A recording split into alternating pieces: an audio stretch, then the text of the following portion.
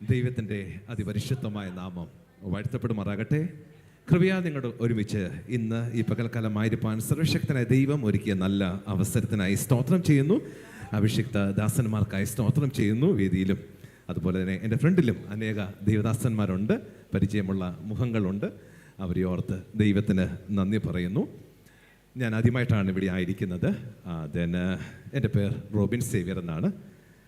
എന്നെ പരിചയപ്പെടുത്തിയതുപോലെ ഛത്തീസ്ഗഡിലാണ് ഞാൻ ചില വർഷങ്ങളായി താമസിച്ച കർത്താവിൻ്റെ വേലയിൽ ആയിരിക്കുന്നത്. എൻ്റെ ഫാദറല്ല in laws actually pastor Raju C Varghese, അവരൊക്കെ 1956 തൊട്ട് അവിടെ ഉള്ളവരാണ്. കർത്താവിൻ്റെ ദാസൻ സാമച്ചൻ പാസ്റ്റർ തൻ്റെ ആദ്യ കാലഘട്ടങ്ങളിൽ ഛത്തീസ്ഗഡിൽ ഇടയ്ക്കിടയ്ക്ക് വരുമായിരുന്നു എന്ന് ഞാൻ കേട്ടിട്ടുണ്ട്. ആ സമയങ്ങളിൽ അവരൊരുമിച്ച് മിനിസ്റ്റർ ചെയ്ത അനുഭവങ്ങളെക്കുറിച്ചൊക്കെ ഞാൻ കേട്ടിട്ടുണ്ട്. അതിനെ ഓർത്ത് ദൈവത്തെ സ്തുതിക്കുന്നു. സന്തോഷമുള്ളവർ കരങ്ങൾ ഉയർത്തി ദൈവത്തെ മഹത്വപ്പെടുത്തിയാട്ടെ. ആമേൻ. ഞാൻ വിശ്വസിക്കുന്നു നിങ്ങളെല്ലാവരും ഛത്തീസ്ഗഡിന് വേണ്ടി പ്രാർത്ഥിച്ചുകൊണ്ടിരിക്കുന്നു. ഈ അടുത്ത കാലത്ത് അവിടെ നടക്കുന്ന വിഷയങ്ങളെക്കുറിച്ചുള്ള അറിവ് നിങ്ങൾക്ക് ഉണ്ടാകുന്നുണ്ടല്ലോ. സ്വാതന്ത്ര്യം നഷ്ടമായിക്കൊണ്ടിരിക്കുന്ന ഒരു കാലഘട്ടത്തിലാണ് ഇവിടെ കേൾക്കുന്നതിനെക്കാട്ടും വലിയ പീഡനങ്ങളിൽ കൂടിയാണ് അവിടെ സഭകൾ പൊയ്ക്കൊണ്ടിരിക്കുന്നത്. എല്ലാ ഞായറാഴ്ചകളിലും ഓരോരോ പ്രശ്നങ്ങൾ കേട്ടുകൊണ്ടിരിക്കുന്നു. ഞങ്ങളുടെ ചർച്ചിൽ പോലും 3 പ്രാവശ്യം പ്രശ്നവുമായിട്ട് ആൾക്കാർ കടന്നു വരുവാൻ ഇടയായി തീർന്നു. ചില ആൾക്കാർ സമയത്തെയൊക്കെ മാറ്റിയിട്ട് വെളുപ്പിനെ 4 മണിക്കൊക്കെയാണ് ആരാധന അവിടെ ചെയ്യുന്നത്. കാരണം അവർ വരുന്നതിന് മുമ്പ് ആരാധന ചെയ്തെടുക്കുവാൻ വേണ്ടി. ഞങ്ങളുടെ അവിടെയും 7:30 തൊട്ടാണ് ആരാധന നടക്കുന്നത്. സാധാരണ 10 മണിക്കായിരുന്നു. ഇപ്പോൾ ഇങ്ങനെയുള്ള പ്രശ്നങ്ങൾ മുഖാന്തരമാണ് ഇങ്ങനെയൊക്കെ സംഭവിച്ചുകൊണ്ടിരിക്കുന്നത്. ഇങ്ങനെയൊക്കെ ആണെങ്കിലും വലിയ ദൈവപ്രവർത്തികളും അവിടെ നടന്നുകൊണ്ടിരിക്കുന്നു. ഹല്ലേലൂയ. ഞങ്ങളുടെ കൂടെ കുറേ ബ്രാഞ്ച് ചർച്ചുകളുണ്ട്. അവിടെ ഒരു ദിവസം പറയുവാനിടയായി തീർന്ന് പാസ്റ്ററെ പ്രാർത്ഥിക്കണം. ഹൗസ് ചർച്ചസുകളാണ്. അവിടെ കൂടുതൽ ആൾക്കാർ വരുന്നത് കൊണ്ടിരിക്കാൻ സ്ഥലമില്ല എന്ന്. ആമേൻ. ഈ പ്രശ്നങ്ങളുടെ നടുവിലും ദൈവപ്രവൃത്തി നടന്നുകൊണ്ടിരിക്കുന്നവർക്ക് ദൈവത്തെ മഹത്വപ്പെടുത്തുന്നു. ഹല്ലേലൂയ. ആമേൻ. പ്രിയമുള്ളവരെ, നമ്മളൊരു സുപ്രധാന സമയത്തിലേക്ക് പ്രവേശിച്ചുകൊണ്ടിരിക്കുക. അതെന്താണെന്ന് ചോദിച്ചാൽ, നമ്മളിപ്പോൾ ആയിരിക്കുന്നത് 2025 യേശു എപ്പോഴാണ് മരിച്ചത്? യേശു മരിച്ചിട്ട് എത്ര നാളായി? ഹലോ,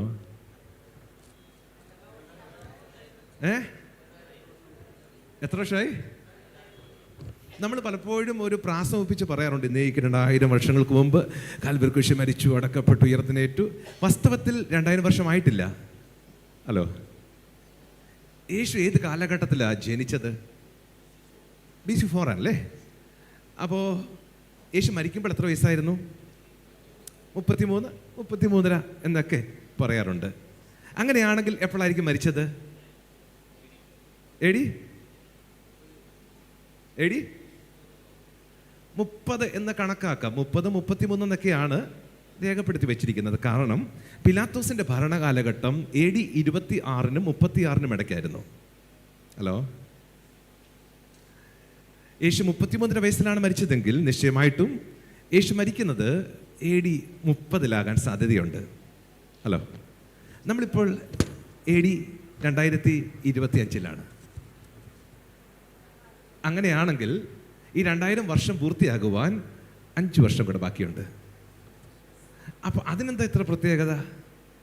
കർത്താവിന് 1000 സംവത്സരം ഒരു ദിവസം പോലെയാണ്. അങ്ങനെയാണെങ്കിൽ 2000 സംവത്സരം 2 ദിവസമാണ്. 3-ാം ദിവസത്തിലേക്ക് എൻട്രി ചെയ്യാൻ പോവുകയാണ് നമ്മൾ. ഒരിക്കൽ പരീക്ഷന്മാർ വന്നിച്ച് യേശുവോട് ചോദിച്ചു, പറഞ്ഞു, അതേ, ഹെരോദാവ് നിന്നെ കൊല്ലുവാൻ ആഗ്രഹിക്കുന്നുണ്ട്, ഇവിടെ വിട്ടു പോയിക്കോ. സ്നേഹം കൊണ്ട് പറഞ്ഞൊന്നുമല്ല, ഒരു ഭീഷണിയായിരുന്നു.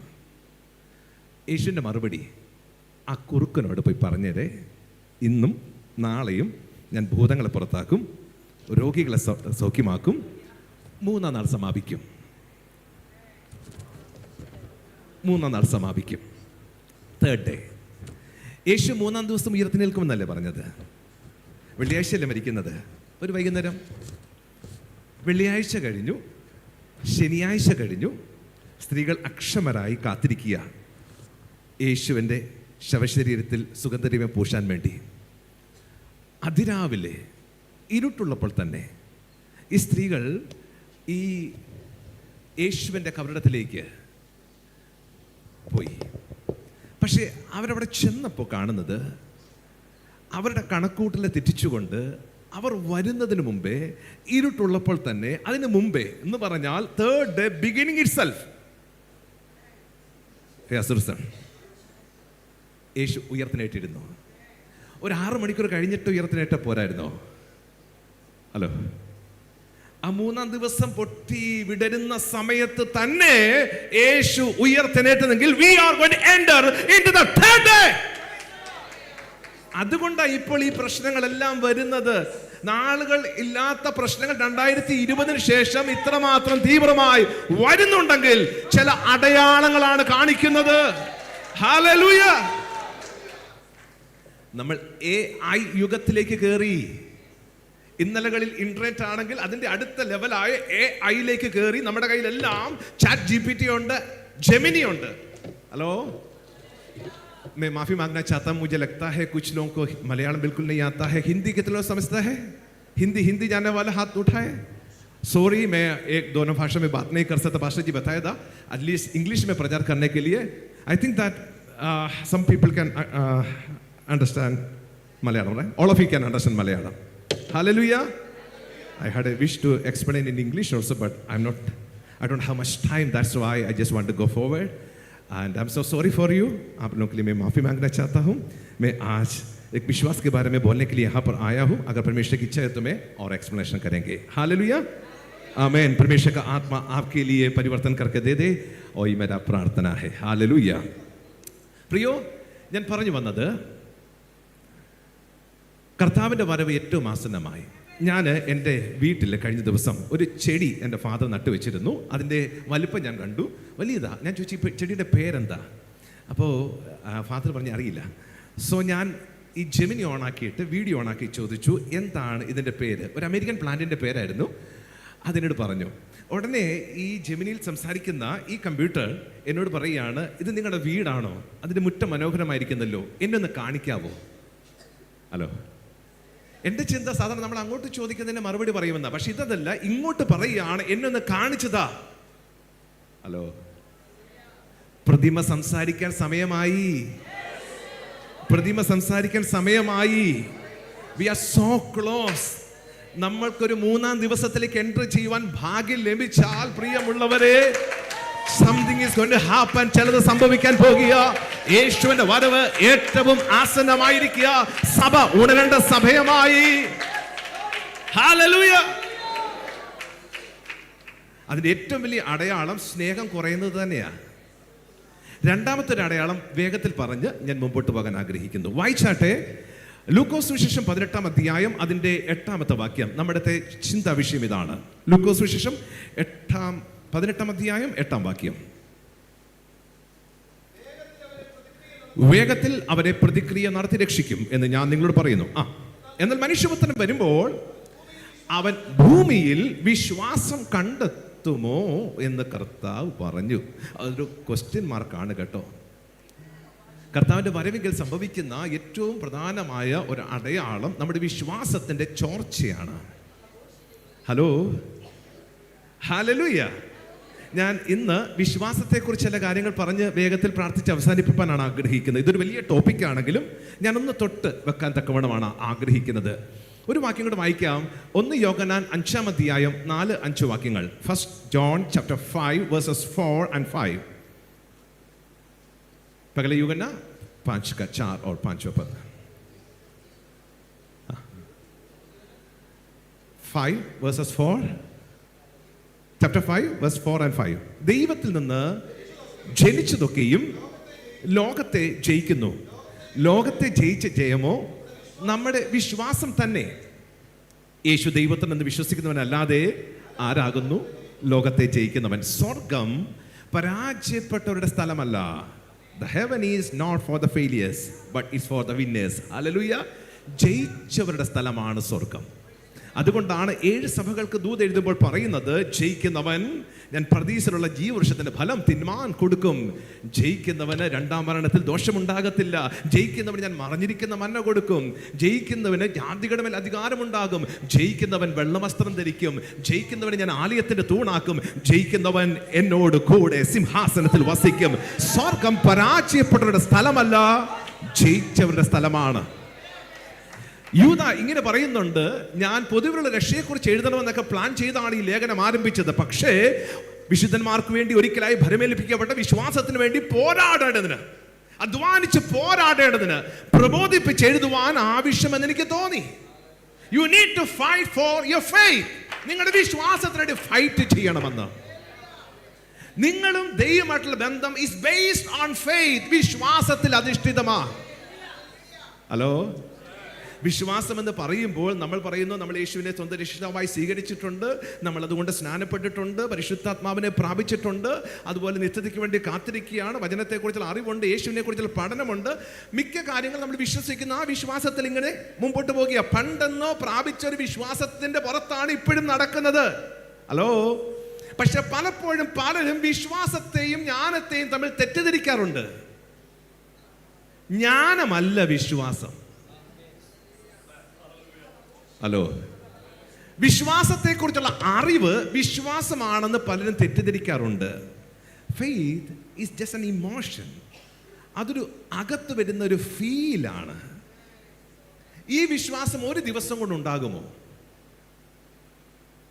വിശ്വാസം ഒരു ദിവസം കൊണ്ടുണ്ടാകുമോ? ഞാനൊരു ഉദാഹരണം പറഞ്ഞിട്ട് ഞാൻ വചനത്തിലേക്ക് വരാം. കല്യാണം കഴിച്ചിട്ടുള്ള ആൾക്കാർ എൻ്റെ മുമ്പിലുണ്ടല്ലോ. പ്രിയമുള്ളവരെ, കല്യാണം കഴിച്ച് അല്ലെങ്കിൽ അങ്ങനെ ജീവിക്കുന്ന ആൾക്കാരെ കണ്ടിട്ടുള്ളവരാണ്.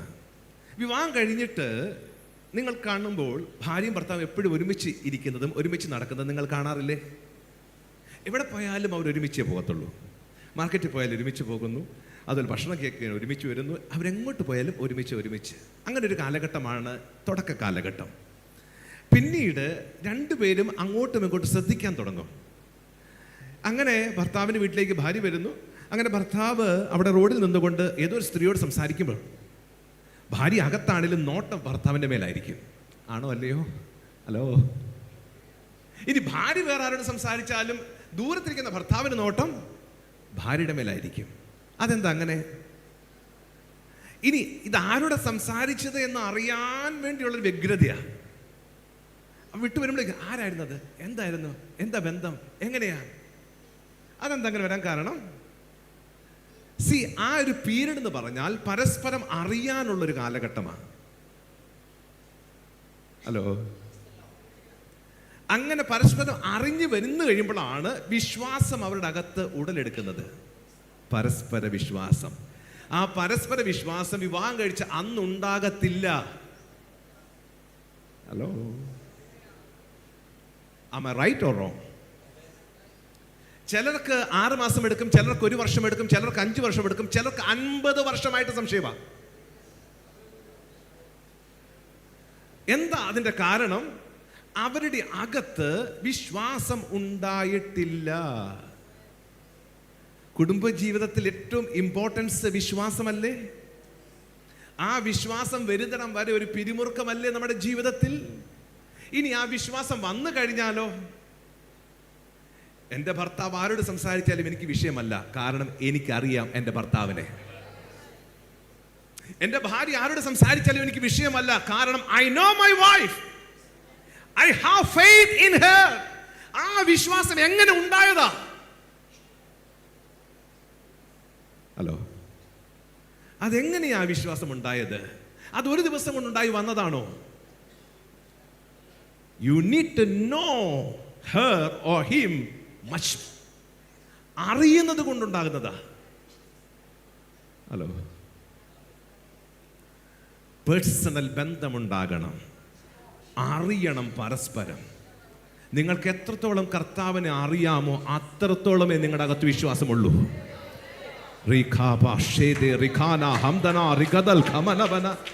നിങ്ങളുടെ അകത്തുള്ള വിശ്വാസത്തിന്റെ അളവിനനുസരിച്ച് നിങ്ങൾക്ക് അവനെ സ്നേഹിക്കാൻ പറ്റുകയുള്ളൂ. നിങ്ങൾ എത്രത്തോളം നിങ്ങളുടെ ഭാര്യയിൽ വിശ്വസിക്കുന്നു അത്രത്തോളം സ്നേഹിക്കാൻ കഴിയും. Am I right or wrong?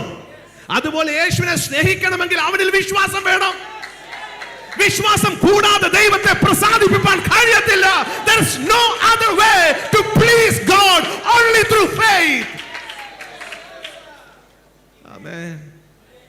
നമ്മുടെ അകത്തുള്ള വിശ്വാസം ഫ്ലക്ച്വേറ്റിംഗ് ആണ്. It's A fact. അരമണിക്കൂർ മുമ്പുള്ള വിശ്വാസമല്ല അരമണിക്കൂറിന് ശേഷം. ഹലോ, നിങ്ങൾ ബേസിക് ആയിട്ടുള്ള കർത്താവിനെ കുറിച്ചുള്ള വെളിപ്പാട് പ്രാപിച്ച് രക്ഷിക്കപ്പെട്ടത് അത് യാഥാർത്ഥ്യമാണ്. ആ വിശ്വാസം സ്ഥായിയാണ്, നിലനിൽക്കുന്നതാണ്, അതിന് മാറ്റം ഉണ്ടാകുന്നില്ല. പക്ഷേ ഡേ ടു ഡേ ലൈഫിൽ നിങ്ങൾക്ക് വിശ്വാസത്തിൽ ജീവിക്കണമോ? ഒരു വിശ്വാസം ആവശ്യമാണ്. ഹലോ, പക്ഷേ നമ്മുടെ പ്രശ്നം, നമ്മുടെ അകത്തൊരു മനസ്സുണ്ട്. ഈ മനസ്സിനകത്താണ് ദുഃഖം വരുന്നത്, നിരാശ വരുന്നത്, ഭയം വരുന്നത്. ഹലോ, അതിനകത്ത് തന്നെയാണ് സന്തോഷമുള്ളത്, അതിനകത്ത് തന്നെയാണ് സമാധാനമുള്ളത്, അതിനകത്താണ് പ്രത്യാശയുള്ളത്. മുള്ളിനിടയിൽ വീണ അനുഭവമാണ് പലപ്പോഴും വചനം നമ്മുടെ അകത്തോട്ട് കയറുമ്പോൾ. എന്ന് പറഞ്ഞാൽ പലതും കൂടെ ഞെരുക്കിയിട്ട് വിശ്വാസത്തെ ഇല്ലാതാക്കി തീർക്കുക. ശ്രദ്ധിക്കണമേ, നിങ്ങളും ദൈവമായിട്ടുള്ള ബന്ധം വിശ്വാസത്തിലാണെങ്കിൽ സാത്താന്റെ ഏറ്റവും വലിയ തന്ത്രം നിങ്ങളുടെ വിശ്വാസത്തെ ഇല്ലാതാക്കുക എന്നുള്ളതാണ്. യേശുവിനെ പോലും വെറുതെ വിട്ടില്ല. നീ ദൈവത്തിനാണെങ്കിൽ ഈ കല്ലിനോട് അപ്പമായി തീരാൻ പറഞ്ഞപ്പോൾ അകത്തൊരു സംശയം ക്രിയേറ്റ് ചെയ്യാനാണ് സാത്താൻ ശ്രമിച്ചത്. ഹലോ, ബന്ധങ്ങളെ തകർക്കുന്നത് സംശയം കൊണ്ടല്ലേ? ഹലോ, അവിടെ സംഭവിക്കുന്നത് എന്താ? വിശ്വാസത്തിന് കോട്ടം സംഭവിക്കുകയല്ലേ? നിങ്ങളുടെ വിശ്വാസത്തെ ഇല്ലാതാക്കാൻ വേണ്ടിയാണ് സാത്താൻ ശ്രമിക്കുന്നത്.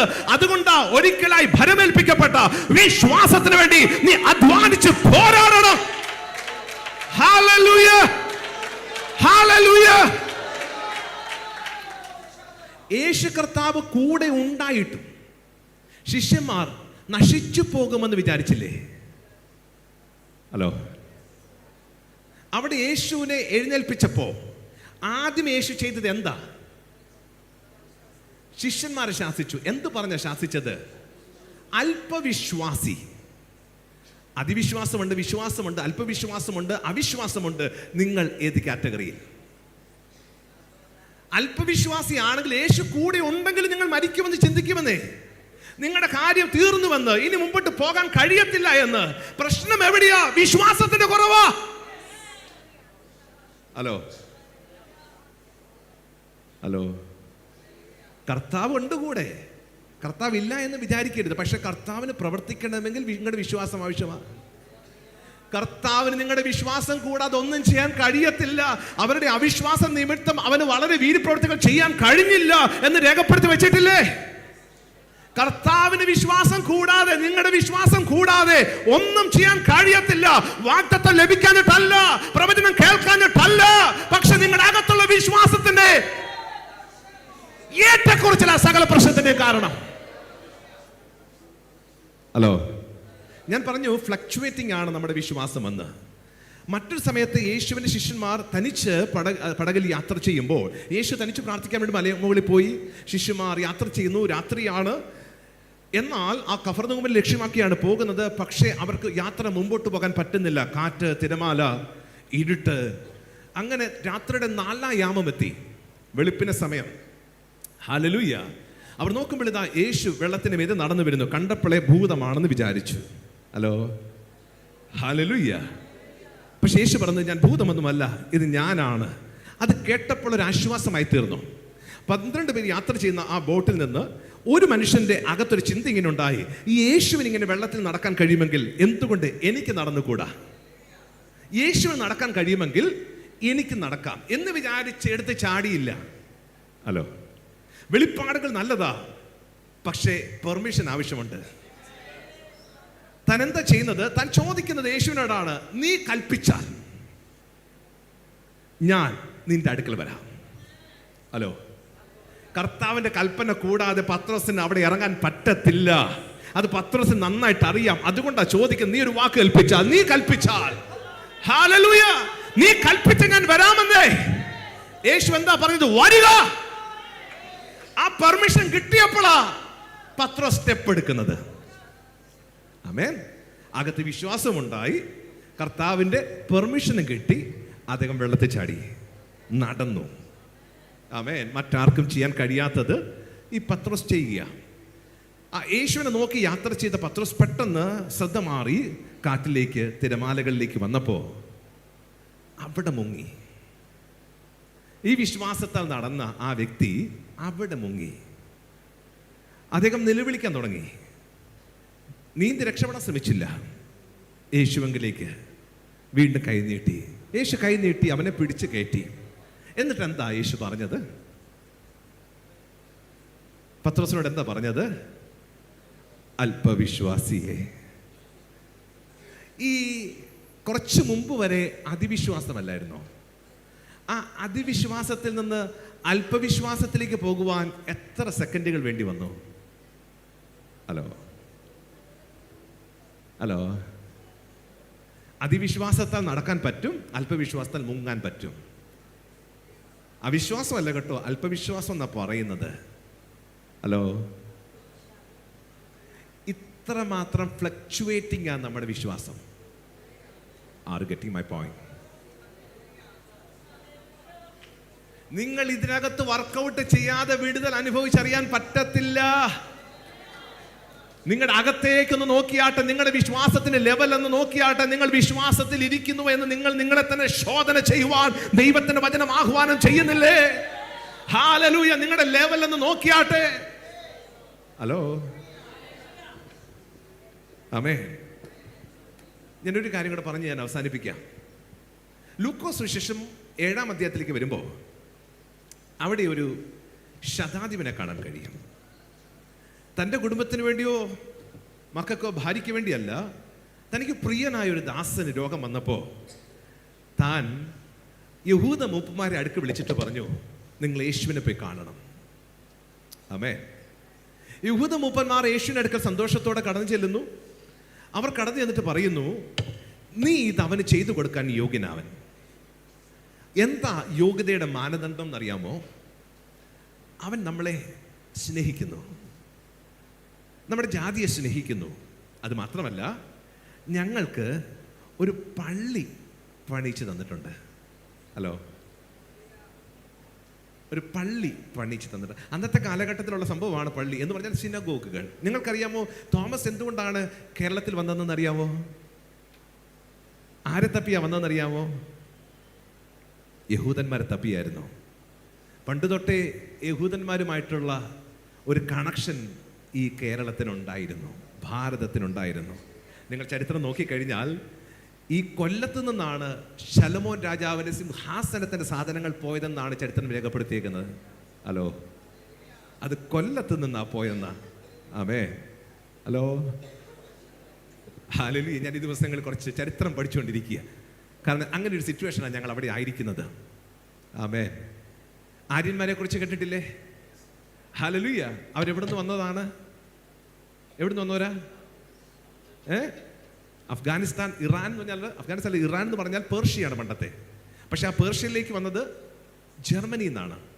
നിങ്ങൾക്കറിയാമല്ലോ ഈ വേദങ്ങൾ എഴുതിയേക്കുന്ന ഭാഷ ഏതാണെന്നറിയാമോ? ഇന്ത്യയിലെ സംസ്കൃതം. ആ ഭാഷ എവിടുത്തെയാ? അത് ഇൻഡോ യൂറോപ്യൻ ഭാഷയാണ്. അത് ഇന്ത്യൻ ഭാഷയല്ല ഒറിജിനലി, സംസ്കൃതം. Hello, hallelujah. അവരാണ് വന്നപ്പോൾ ദ്രാവിഡന്മാർ ഇവിടെ ഉണ്ടായിരുന്നു. ആ ദ്രാവിഡന്മാരെ ഓടിച്ചിട്ട് അവരാണ് ആധിപത്യം സ്ഥാപിച്ചത്. അങ്ങനെയൊക്കെയാണ് ചരിത്രം കിടക്കുന്നത്. ആകട്ടെ, ഈ ദ്രാവിഡന്മാർ എവിടുന്ന് വന്നു? ഹലോ, ദ്രാവിഡന്മാർ ഇന്ത്യൻ ഒറിജിനൽസ് ആണെന്ന് നമ്മൾ പറയുന്നു. പക്ഷെ അവർക്ക് ഒരു ചരിത്രമുണ്ട്. അവർ വന്നത്, എനിക്കൊരു കഴിഞ്ഞ ദിവസം ഒരു പുസ്തകം കിട്ടി, അതിനകത്ത് രേഖപ്പെടുത്തി വെച്ചിട്ടുണ്ട്. ഈ ദ്രാവിഡന്മാർ വന്നത് മെസ്സപ്പൊട്ടോമിയിലെ ഊരിൽ നിന്നാണെന്ന്. ഓ, ഹലോ, ആ പുസ്തകം എൻ്റെ കയ്യിലുണ്ട്, വീട്ടിലുണ്ട്. അതൊരു കാത്തലിക്കായ വ്യക്തിയാണ് അവരുടെ ഒരു ഭാരത സഭയുടെ ചരിത്രം എന്ന് പറഞ്ഞ് രേഖപ്പെടുത്തിയ പുസ്തകത്തിനകത്ത് രേഖപ്പെടുത്തി. ദേ കെയിം ഫ്രം മെസ്സപ്പൊട്ടോമിയ ഊർ. അവിടുന്ന് അബ്രഹാമും പാലായനം ചെയ്തത്. ഇതിനൊക്കെ പുറകെ ചെല്ലുമ്പോൾ ഷേം, ഹാം, യാഫേത്തിനെ കാണാൻ പറ്റുമെന്നേ.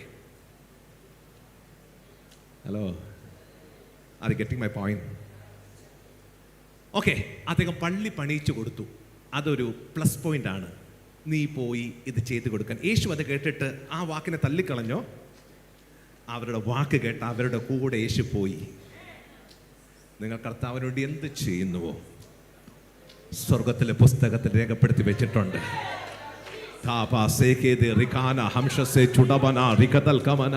അവന്റെ നാമത്തിൽ നിങ്ങൾ എന്ത് ചെയ്താലും സ്വർഗം അത് കണക്കിടുമെന്നേ. ആ വാക്കിന് വില കൊടുക്കുമെന്നേ.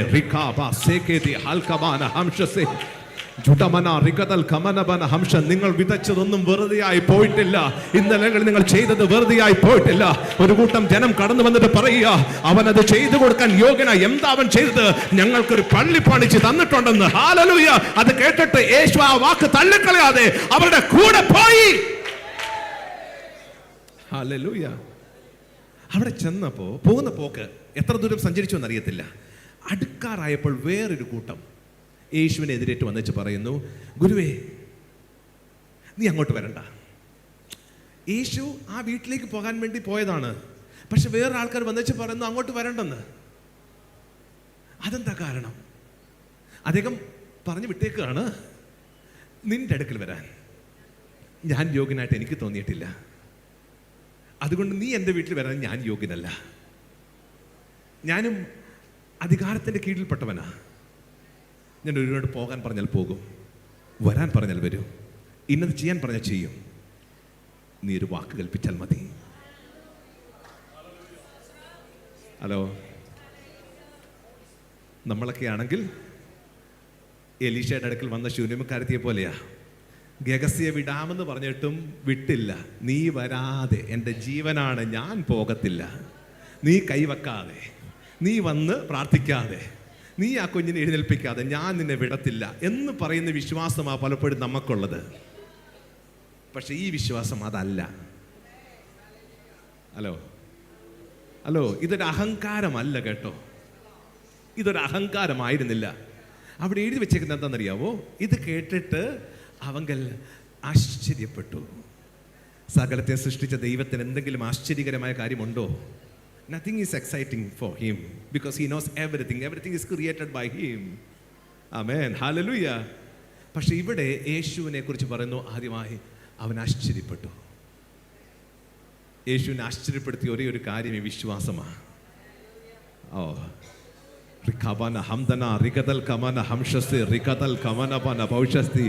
ഈ ഒരു വെളിപ്പാടാ നിങ്ങളുടെ അകത്തേക്ക് കയറേണ്ടത്. ഈ ഒരു വെളിപ്പാടാ നിങ്ങളുടെ അകത്തേക്ക് കയറേണ്ടത്. അത് മനസ്സിനകത്ത് ഉറപ്പിക്കണം. നിങ്ങളുടെ സ്റ്റാൻഡിൽ ബോൾഡ്നെസ് ഉണ്ടായിരിക്കണം. നിങ്ങൾ ആരാണെന്നുള്ള ബോധ്യമുണ്ടാകണം. വിശ്വാസത്തിന്റെ ഒരു ഉറപ്പ് നിങ്ങളുടെ അകത്തുണ്ടായിരിക്കണം. സങ്കീർത്തനക്കാരൻ പറഞ്ഞ പോലെ നിന്റെ മനസ്സ് ഉറച്ചിരിക്കട്ടെ. സമ്പന്നനാകുന്നെങ്കിൽ വിശ്വാസത്തിൽ സമ്പന്നനാക്. വിശ്വസിക്കുന്നവരുടെ സകലവും സാധ്യം. വിശ്വാസം ഒരു വരവും കൂടിയാ. വിശ്വസിച്ചുകൊണ്ട് ഈ മലയോട് മാറി കടലിൽ ചാടി പറഞ്ഞാൽ അത് സംഭവിക്കും. കർത്താവിനെ ആശ്ചര്യപ്പെടുത്തണമെങ്കിൽ ഒറ്റ കാര്യം ചെയ്താൽ മതി. നിങ്ങളുടെ വിശ്വാസത്തെ വെളിപ്പെടുത്തിയാൽ മതി. നിങ്ങളുടെ വിശ്വാസത്തെ വെളിപ്പെടുത്തിയാൽ മതി. ഹല്ലേലൂയ. ഞാൻ ഒരു വാക്ക് പറഞ്ഞ് അവസാനിപ്പിക്കട്ടെ. വിശ്വാസ വീരന്മാരുടെ പട്ടികയാണ് എബ്രായ ലേഖനം. ആമേ റൈറ്റ്? അവരെ കുറിച്ച് പറയാൻ സമയമില്ല, അതിനകത്തും അത് പറയുന്നുണ്ട്. പക്ഷെ ഒരു കാര്യം പറയട്ടെ. വിശ്വാസത്താൽ നോഹ തൻ്റെ കുടുംബത്തിൻ്റെ രക്ഷയ്ക്ക് വേണ്ടി പെട്ടകമുണ്ടാക്കി. ആരുടെ രക്ഷയ്ക്ക് വേണ്ടിയാ? കുടുംബത്തിൻ്റെ. ആമേൻ. എത്ര പേർ നിരുത്സാഹപ്പെടുത്തി കാണും, എത്ര പേർ പരിഹസിച്ച് കാണും. എങ്കിലും ആരും ചെയ്യാത്തൊരു കാര്യം ആ കാലത്ത് താൻ ചെയ്തു വെച്ചു. വിശ്വാസത്താൽ കുടുംബത്തിൻ്റെ രക്ഷയ്ക്ക് വേണ്ടി. മൃഗങ്ങളെയൊക്കെ രക്ഷിച്ചത് വേറെയാണ്, പക്ഷെ തൻ്റെ പ്രയോറിറ്റി കുടുംബമായിരുന്നു. ഹലോ, തൻ്റെ പ്രയോറിറ്റി കുടുംബമായിരുന്നു. നിങ്ങൾ വിശ്വാസത്താൽ നിങ്ങളുടെ കുടുംബത്തിന് വേണ്ടി എന്ത് ചെയ്യാൻ കഴിയും? എഴുന്നേറ്റ് നിന്നിട്ട് ഒരു വാക്ക് പ്രാർത്ഥിക്കാൻ വേണ്ടി. Please, all of you stand up on your feet right now. I just want to pray for you.